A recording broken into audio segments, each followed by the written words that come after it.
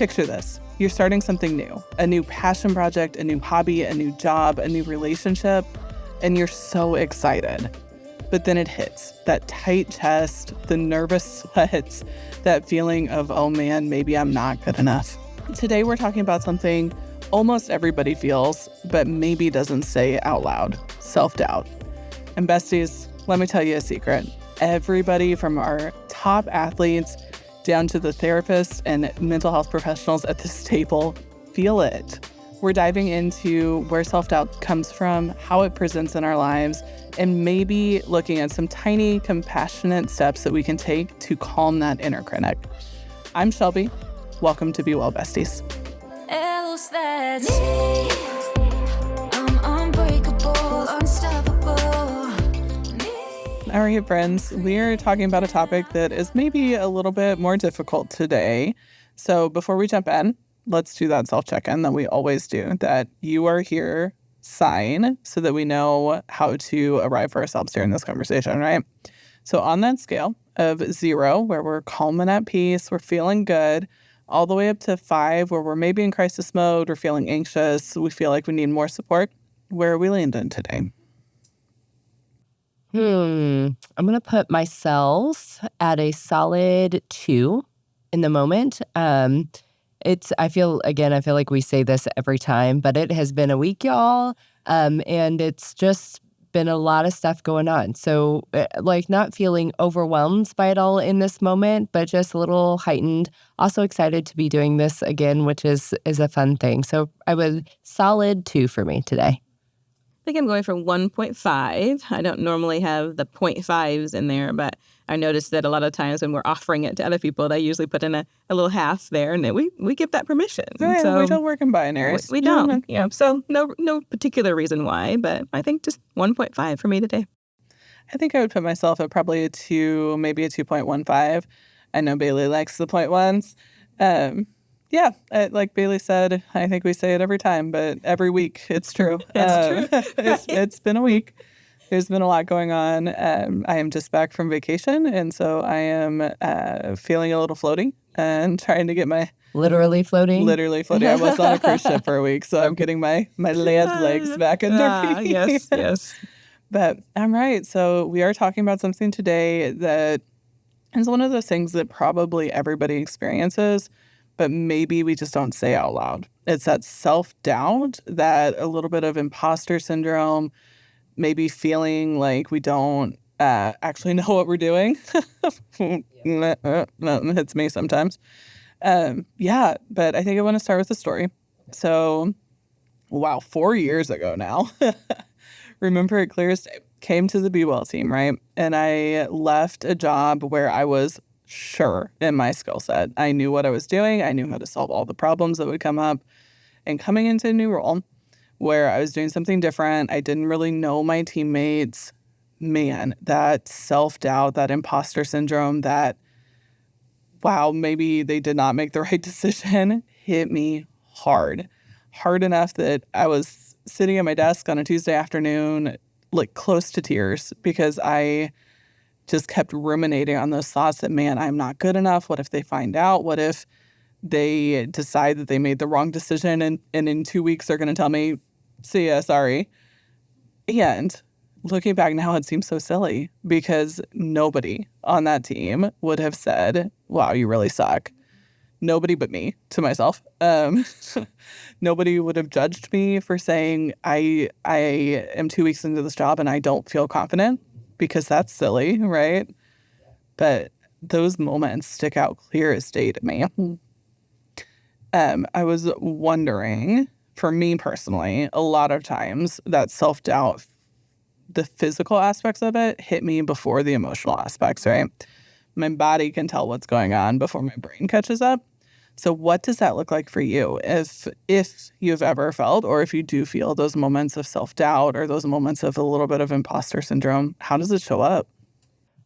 For me, the physical signs usually show up in like my heart is beating rapidly, or it just feels really, oddly enough, like heavy, like it's beating hard. Maybe it's not even super rapid, but it's just like that hard heartbeat. I get tension in my chest. I am like shivering cold, but then also somehow sweaty at the same nervous time. sweats. Yeah. And my hands are clammy. And then it goes from the physical signs for me not right into, a lot of times into like the negative self-talk that can then kind of perseverate or spiral and just take off from there. So that's kind of my warning signs, my red flags that that self-doubt is creeping in and maybe manifesting in a way that's not super helpful. Mine's a little different. I am literally the oldest at the table, but I don't know if that's the answer or not. But it is very rare for me I'm not saying I don't have self-doubt, but it is very rare for that to kind of spiral into the next and the next and the next. I have done a lot of work with myself over the years and with these cool brains that we have, and almost have a way to really just jump into the positives that I know I can do. So it's a little bit different for me sometimes. I think you make a really good distinction there, Nia, that I think is important for us to address too. So self-doubt is something very normal and natural that happens for human beings. We've talked before about negativity bias and how our brains can sometimes go to that worst case scenario.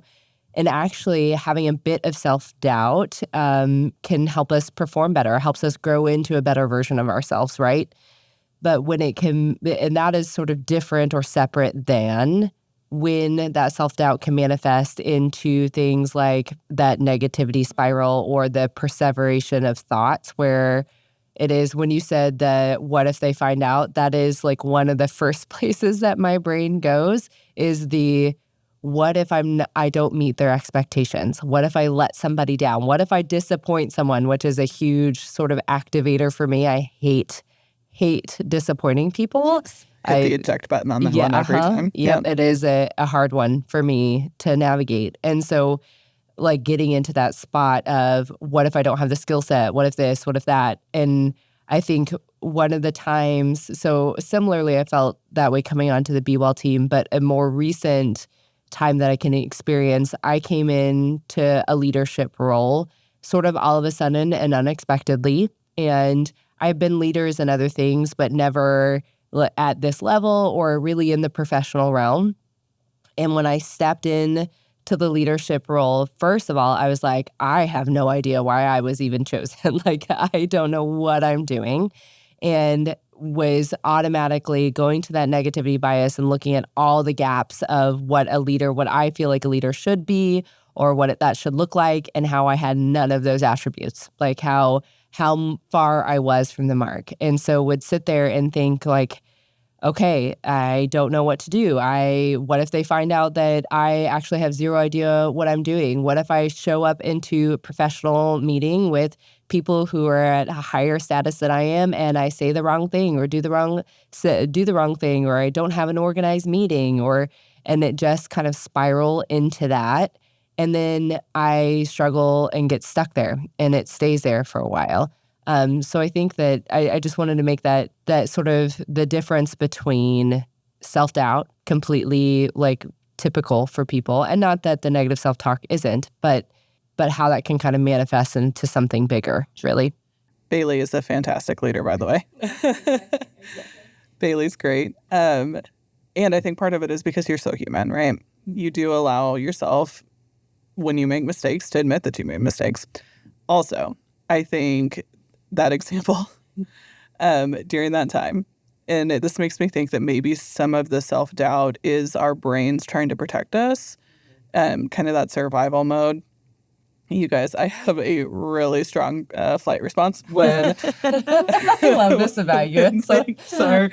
when things are going wrong, or feel like they're going wrong, or feel like I can't be the best version of myself in those moments. And I mean a flight response. I am Googling flights out of the Springfield airport to anywhere else. And that's exactly what happened when that kind of unexpected shift in our team happened, and I didn't even know Bailey was having these same thoughts, right? I was sitting at my desk on the other side of the building, and that immediate self-doubt, that immediate, I don't know if I can pick up the pieces that I need to pick up to make sure the team keeps running, to make sure things keep happening, that all the projects keep happening. So it's really interesting that you were having a very similar experienced during that. Yeah. Well, and FYI, Shelby, I love like the nerdy therapist in me when we talk about like fight and flight. I love that your brain is like, no, literally, I will fly away from Literally a here. flight out. Where can I Get me out of here. those quick $79 flights? Like, take me to Phoenix. I don't care. Yeah, you know what I'm really good at is sitting on the beach with a book. So I'm going to go do that instead of Yes. worrying about all of the That's things I'm maybe not so good. Yes. Yes. Let me do the thing that feels good. Yep. What kind of environments kind of put you into or maybe activate that self-doubt a little bit more? And as a follow-up question to that, how do we maybe hold ourselves with a little bit more grace and understanding during those times? Because they're going to come up. It reminds me of times that I've been lucky enough to work with children, small children, elementary school, preschoolers, and parents. And it's kind of a question of like, why does it happen or where does it come from? And it's been really interesting and eye-opening to me during my career that you do see even our smallest people already having that negativity bias, like we call it, the thing that maybe they don't even want to try something new because they're afraid it's not going to work out. Maybe it's getting real frustrated real quickly with a puzzle or a toy or something like that. So I think it's really interesting that sometimes the answer is, I don't know where it comes from, right? But then the idea that we are all humans, maybe it is that we have seen it somewhere before, or we experienced it before, or we've felt it somewhere before. But it probably does come up in all of us in some aspect. And I don't know if it's the question as to if we have it or if we don't, but what is the next step we can put into place for ourselves if something like that should come up? Yeah. And I think the piece here that kind of stands out for me is that the normalization of it as a human experience. And we have, recorded conversations from people that we would view as elite, the best of the best. Like there is a video recording of Maya Angelou talking about after she published her 11th book, saying, what if they find out that I'm a terrible poet? Like, what if this is not enough, right? Similarly, we've talked about like Simone Biles and during her last Summer Olympics, getting the twisties and her saying on camera, physically it's there, but mentally I don't feel confident in this and I don't know where I am. I think part of where this comes from is especially when we see how humans are either put on a pedestal or we are viewing people, we see the end results and not all the practice. All the leaders in our lives, we see them in their moments where it's like they're stepping in, right? And we don't see all the work or the training or the mistakes that happened up until that moment. And so I think it's really easy to get selective about, they're there and it became easy for them or was natural for them or there wasn't all of these mistakes that happened beforehand. Maybe a really salient example of this for me anyway is parenting. Like I think I love my parents and they did the best that they could, right? But their generation, there wasn't a lot of I made a mistake type stuff. And I think about when I have two littles and I figured out how to parent the first one, I figured out what she needed and I was like, okay, like, am I perfect? No, but am I rocking the parent thing? I got this. And then number two comes along and I think I know what I'm going to do. And I'm like, yep, copy paste, right? We're just going to keep this going. And she needed a totally different parenting style. And so there was one very distinct moment I can remember is we were in Macy's. She was toddler age and she was done and we still had things we had to get done. And so she starts having big emotions right there in the store and it just like collapses on the floor. And I think many parents have had the moment where their kiddo is somewhere public and they just like limp body sprawl out. And you're like, okay, I'm going to look like a monster and drag my child out of here. Carry a limp child, yes. And it looks like you're a terrible person.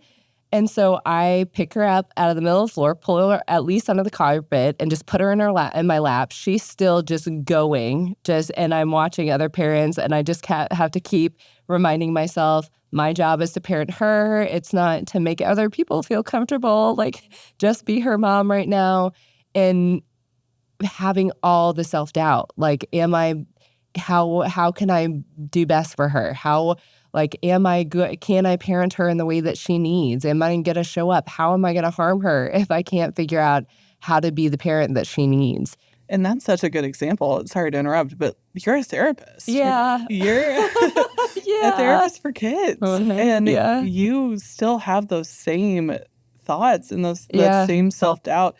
And even thinking about, like, it happens often enough in elite gymnastics that they have a word for it. Yeah. So, guys, it's just human. It is. It is very, very human. And I think meeting in my best moments, it is meeting myself with that grace and saying, like, this is human. I would love to say that happens 100% of the time, but even being in this work, it's maybe 30% of the time. But it's just, I think it's figuring it out and then figuring out how to repair. And I think that is the piece, like when I think about other generations of maybe parenting, is when I make a mistake, because I'm going to make a mistake, and hopefully I realize it. I don't always realize it. Sometimes it's the people that love and care about me around me saying, hey, did you know? And that doesn't always feel good either, right? But being able to say, ooh, mom got a little bit or a lot of bit yelly there, and that is not super helpful. I can tell that's not what you needed, and I'm really sorry. Mommies make mistakes, and I had a big feeling and was trying to figure it out, and it wasn't my best moment. Can we try again? Like not getting that a ton when I was a kid. Again, parents did the best they could with what they had, and that is absolutely what it is. But trying to model that for her, and it does two things, right? It gives me the permission to be human. It gives me the permission to say, like, you're going to screw this up. And I talk a lot about, and I've talked to my own therapist about this, about my sort of quintessential parenting moment will be when my kids are grown-ups. And if I've done it well enough for them to be able to say, like, us have the relationship where they can come back and say, you know, Mom, that thing you did wasn't super helpful. And me be able to be like, yep, it wasn't. I'm so sorry that happened. And it being able to humbly own that, right? Because the second part is then that models for my people, my littles, the people around me, that we're fallible, we're human, we're going to make mistakes, we're going to do the things. And it's actually not about the mistake usually. And that's not always true, but usually it's not about the mistake. It's about what you do afterwards, what the follow-up is. Yeah, we're just humans being humans, right? Yeah. Yeah. All right, besties, you heard it here first. Even therapists don't get it right 100% of the time, and that's totally, totally normal. So if you're feeling self-doubt, congratulations, you're human. But if you're looking for some tools that you can add to your toolbox, so maybe the next time you're feeling that, you can help yourself feel a little bit more grounded, join us in our next episode in a practice for self-doubt. We'll see you then. Take care, besties. Else that's